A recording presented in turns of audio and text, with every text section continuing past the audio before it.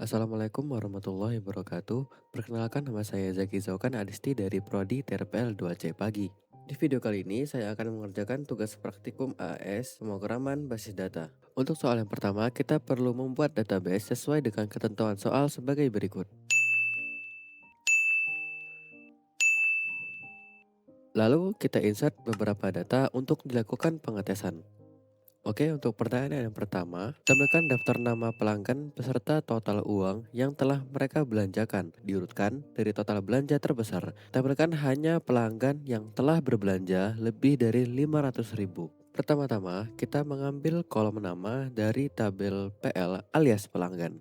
Lalu, kita hitung total belanjaannya dengan fungsi agregasi sum yang hasilnya didapat dari mengalihkan kolom jumlah pada tabel DP alias detail pesanan yang dikalikan dengan kolom harga dari tabel BK alias buku. Dan hasil agregasi tadi disimpan pada tabel sementara bernama tabel total belanja. Sebagai tabel utama dari kolom nama, kita memanggil tabel pelanggan, lalu kita beri alias PL. Setelah itu digabungkan dengan tabel pesanan dan kita beri alias PS, yang dimana ID pelanggan pada tabel PL alias pelanggan harus sama dengan ID pelanggan pada tabel PS alias pesanan. Lalu kita gabungkan lagi detail pesanan alias DP, yang dimana ID pesanan pada tabel PS alias pesanan harus sama dengan ID pesanan pada tabel DP alias detail pesanan. Lalu yang terakhir, kita menggabungkan tabel buku dan kita beri alias BK, yang dimana ID buku di tabel detail pesanan harus sama dengan ID buku di tabel BK alias buku.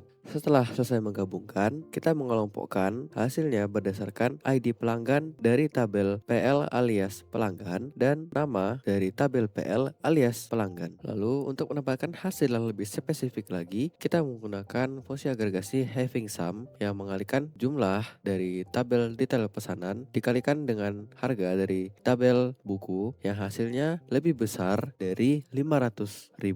Lalu yang terakhir, kita urutkan total belanja dari yang terbesar menggunakan fungsi descending. Maka jika kita jalankan kode ini, kita akan mendapatkan nama pelanggan dan total belanja. Di sini kita dapatkan nama pelanggan bernama Kavi dan total belanja sebesar Rp1.740.000. Untuk pertanyaan selanjutnya, tampilkan 5 buku dengan kategori fiksi yang paling banyak terjual selama tahun 2023. Pertama-tama, kita mengambil kolom judul dari tabel BK alias buku. Lalu kita jumlahkan data menggunakan fungsi sum di kolom jumlah pada tabel DP alias detail pesanan. Lalu kita simpan pada tabel sementara dengan nama total terjual.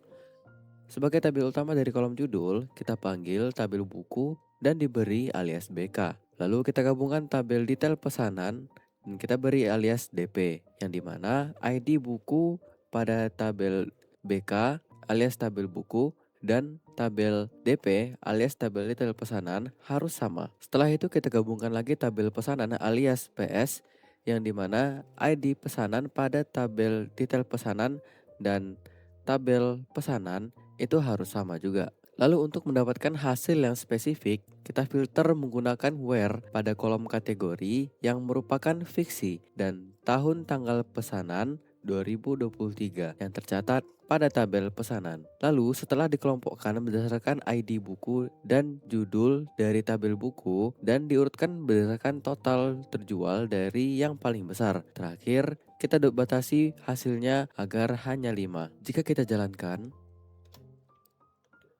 maka kita akan mendapatkan 5 judul buku dengan total penjualan terbanyak. Pertanyaan terakhir dari soal 1. Tampilkan nama pelanggan yang tidak pernah melakukan pemesanan sama sekali. Pertama-tama kita mengambil kolom nama dari tabel pelanggan dan diberi alias PL. Agar kelihatan siapa pelanggan yang tidak pernah melakukan pemesanan, maka kita menggunakan left join pada tabel pesanan, yang dimana ID pelanggan pada tabel pesanan dan pelanggan harus sama. Terakhir, kita filter menggunakan clause where berdasarkan ID pesanan dari tabel pesanan yang kosong. Maka kalau kita jalankan kodenya, akan kelihatan bahwa ada satu nama yang tidak pernah melakukan pesanan, yaitu Faiz. Untuk soal yang kedua, kita perlu membuat database sesuai dengan ketentuan soal sebagai berikut.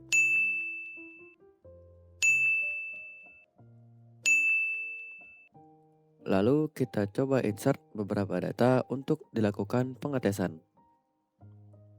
Oke, untuk pertanyaan yang pertama, tampilkan nama departemen dan jumlah karyawan di setiap departemen. Tampilkan juga departemen yang tidak memiliki karyawan sama sekali.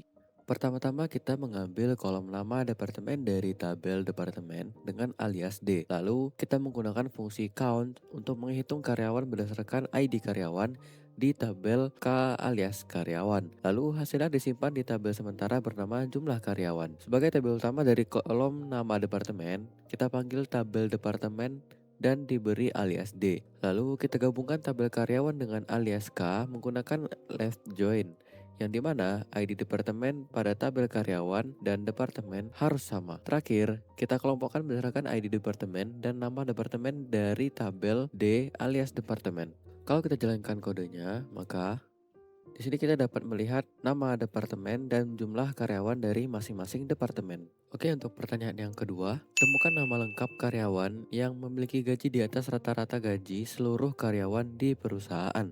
Pertama-tama kita mengambil kolom nama lengkap dan gaji dari tabel karyawan. Di sini kita lakukan subquery. Pertama, kita menghitung dulu yang di dalam, yaitu rata-rata menggunakan fungsi average untuk kolom gaji dari tabel karyawan. Setelah itu, hasilnya kita bandingkan menggunakan operator lebih besar dari dengan gaji. Kalau kita jalankan kodenya, maka di sini akan tertampil dua nama karyawan, yaitu Andi dan Eka dengan gaji tertinggi, yang dimana Andi memiliki gaji sebesar 10 juta dan Eka sebesar 15 juta. Oke, untuk pertanyaan yang terakhir dari soal nomor 2. Tampilkan nama lengkap karyawan dari Departemen IT yang sedang tidak mengerjakan proyek apapun. Pertama-tama kita mengambil kolom nama lengkap dari tabel karyawan dan diberi alias K. Lalu kita gabungkan tabel departemen dan diberi alias D, yang dimana ID departemen antara tabel karyawan dan departemen harus sama. Setelah itu kita gabungkan tabel tugas dan diberi alias T menggunakan left join, yang dimana ID karyawan antara tabel karyawan dan tugas harus sama. Terakhir kita filter nama departemen khusus yang IT dan tugasnya itu kosong. Oke, kalau kita jalankan kode ini, maka di sini akan kelihatan nama karyawan yang tidak sedang dalam proyek apapun, yaitu Eka. Untuk soal yang ketiga, kita perlu membuat database sesuai dengan ketentuan soal sebagai berikut.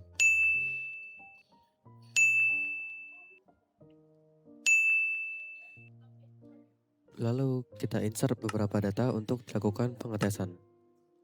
Di sini ada dua pertanyaan. Untuk pertanyaan yang pertama, buatlah sebuah surat prosedur bernama proses kelulusan yang menerima NIM sebagai parameter. Prosedur ini harus memeriksa apakah total SKS mahasiswa tersebut sudah mencapai 144 SKS. Jika iya, ubah kolom status mahasiswa menjadi lulus. Namun jika tidak, tidak ada perubahan yang terjadi. Prosedur harus memberikan pesan konfirmasi tentang hasil operasinya. Misal, mahasiswa dengan NIM berhasil diluluskan atau mahasiswa dengan NIM belum memenuhi syarat kelulusan. Untuk membuat store prosedur, pertama-tama kita perlu memanggil delimiter untuk mengubah karakter pengeksekusi kode menjadi simbol $.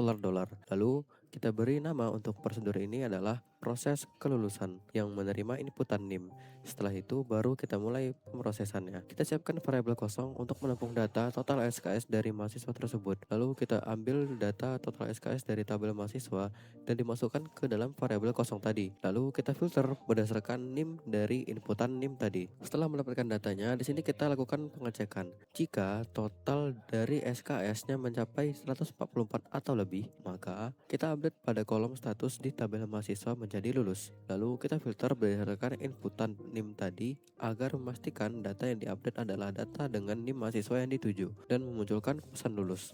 Namun jika tidak memenuhi persyaratan, maka akan memunculkan pesan belum memenuhi persyaratan dan pengecekan pun selesai. Maka di sini kita akhiri blok store prosedurnya dengan perintah N. Setelah selesai, kita kembalikan lagi simbol karakter pengeksekusiannya menjadi default titik koma.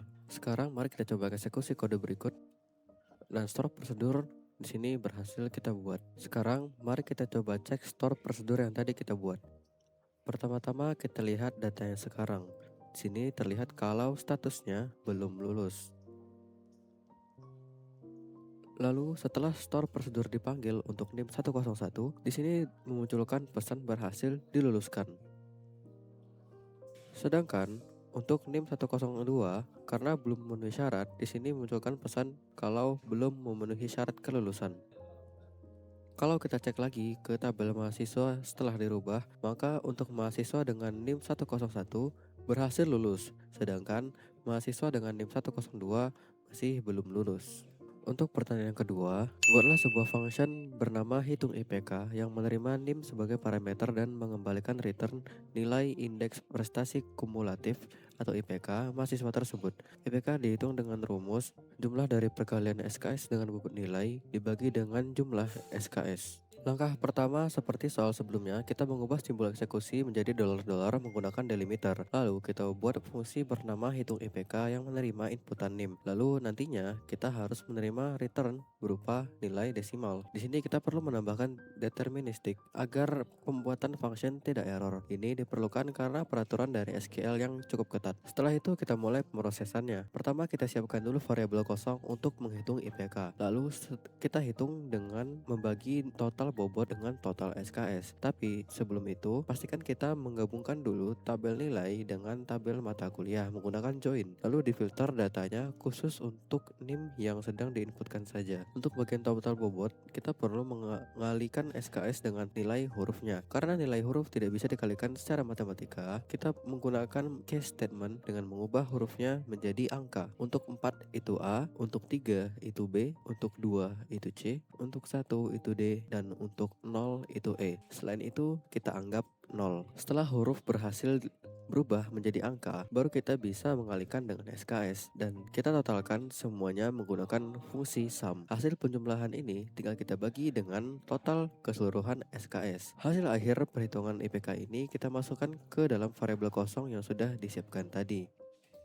Untuk jaga-jaga jika hasil IPK-nya ternyata kosong atau nol, kita paksa ubah jadi 0 supaya tidak terjadi error di kemudian hari. Terakhir, kita return atau lemparkan hasil nilai IPK-nya keluar. Maka di sini kita akhiri dari block function-nya dengan perintah N. Setelah selesai, kita kembalikan lagi simbol karakter pengeksekusiannya menjadi default titik koma. Sekarang, mari kita coba eksekusi pembuatan function-nya.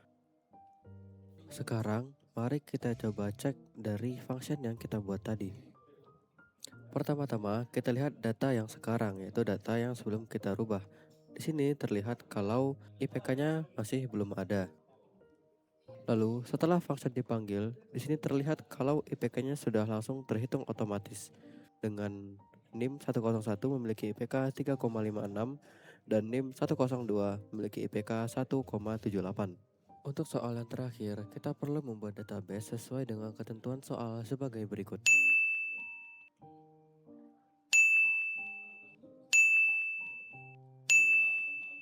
Lalu kita insert beberapa data untuk dilakukan pengetesan. Oke, untuk pertanyaannya adalah buatlah sebuah trigger bernama update stok setelah penjualan. Trigger ini harus aktif secara otomatis ketika ada baris baru yang ditambahkan atau kita insert ke tabel detail penjualan. Fungsi dari trigger ini adalah yang pertama, mengurangi nilai pada kolom stok di tabel produk berdasarkan jumlah barang yang terjual pada baris baru di detail penjualan. Setelah mengurangi stok, trigger harus memeriksa apakah sisa stok untuk produk tersebut kurang dari 10. Jika iya, trigger harus memasukkan data baru ke dalam tabel log stok rendah yang berisi ID produk, sisa stok terakhir, dan waktu saat peringatan dibuat. Pertama-tama kita ubah untuk simbol eksekusi menjadi dolar-dolar menggunakan delimiter. Lalu kita buat trigger dengan nama update stock setelah penjualan. Kita menggunakan after insert agar trigger ini aktif setelah data baru masuk pada tabel detail penjualan. Trigger ini berlaku pada setiap barang yang di-scan. Maka kita menggunakan for each row. Di sini kita mulai pemrosesannya. Pertama, kita buat dulu variabel kosong bernama sisa stok untuk mengecek sisa stok nanti. Lalu di sini kita langsung update pada tabel produk dengan mengurangi stok sekarang dengan jumlah barang yang baru di-scan. Kita menggunakan where untuk memastikan kalau ID produk yang baru di-scan sama dengan ID produk pada tabel produk. Lalu, di sini sebagai alarmnya, jika sisa stok di variabel tadi lebih dari 10, maka proses akan langsung lompat ke NIF dan berakhir. Namun, jika sisa stok di variabel tadi kurang dari 10, maka secara otomatis akan memasukkan data ke tabel log stok rendah yang mencatat informasi ID produk, stok tersisa, dan waktu terkini saat trigger ini terpicu. Jika sudah semua, maka pengecekan akan berakhir. Lalu di sini kita akhiri dari blok triggernya dengan perintah end. Setelah selesai, kita kembalikan lagi simbol karakter pengeksekusiannya menjadi default titik koma. Sekarang mari kita coba untuk eksekusi trigger yang kita buat. Oke, trigger berhasil dibuat. Sekarang mari kita coba tes trigger yang kita buat tadi. Pertama-tama mari kita lihat dulu kondisi awal dari tabel produk. Di sini terlihat kalau stok dari Indomie goreng ada 50 dan sabun mandi ada 12. Dan kalau kita cek dari tabel log stok rendah, ini masih kosong. Lalu sekarang kita coba untuk memasukkan baris baru pada tabel detail penjualan untuk ID barang 1 dengan jumlah 5 dan ID produk 2 dengan jumlah 4. Maka kalau kita lihat dari tabel produk, di sini sudah berubah. Stok dari Indomie goreng menjadi 45 dan sabun mandi menjadi 8. Trigger di sini otomatis terpicu karena ID produk 2 atau sabun yang tadinya 10 sekarang menjadi 8, maka trigger langsung memasukkan peringatan tersebut ke dalam tabel log stok rendah. Di sini terlihat ID produk 2 yang merupakan sabun, stok tersisanya ada 8 dan waktu peringatan tersebut dibuat. Mungkin cukup sekian dari saya. Lebih dan kurangnya mohon maaf. Assalamualaikum warahmatullahi wabarakatuh.